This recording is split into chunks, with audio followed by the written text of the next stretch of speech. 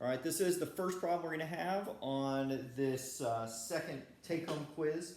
And what we're going to try to do is create some data for us to make a linear regression. So we need two variables that we think likely depend upon each other.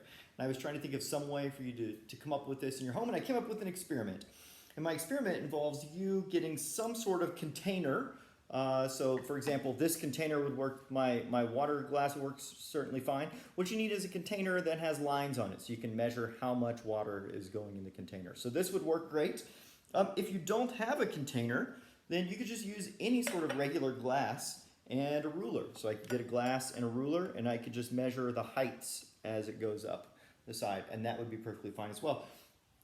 I'm pretty sure you have something that looks like a glass. If you don't have a ruler, your phone probably has some sort of ruler measurement on it, or at the very least, you could just take some object like a Lego and say how many Legos high is it. But you need some way to measure the height and something that contains water. I hope that you own these things in your house.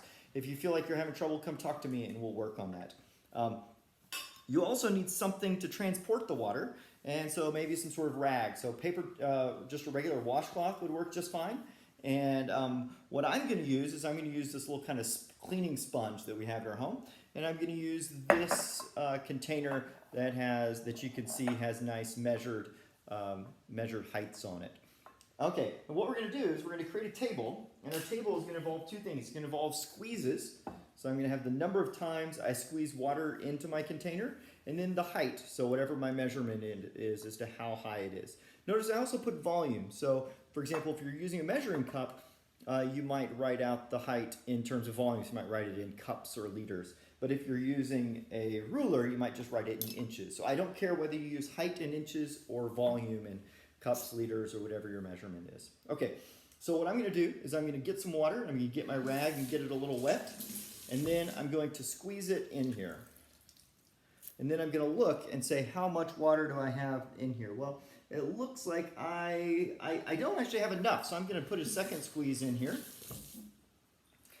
And now I've got two, and now it looks like I'm almost at a third. I'm going to put a third squeeze in here. All right, so there's my third squeeze. And now I'm plenty high enough. I'm at about a third. So 3 squeezes got me about a third of a cup in height. So what that means is that I'm going to come here to my table, and I'm going to say in my X column, I'm going to say I put in 3 squeezes. And then in my Y column, I'm going to say I had 1/3 of a cup is my height. And then I'll keep doing this until I get enough measurements. And once, you kind of have to be able to see it. Mine, there wasn't quite enough. But once I have enough measurements to fill out my table to fit the requirements for the problem, then I'll be done. And I can use those numbers in my X and my Y column to do my analysis. So good luck with this. Please, if you feel like you're having trouble getting the right tools together, I'm willing to help you. I just picked this subject because we needed things that are related.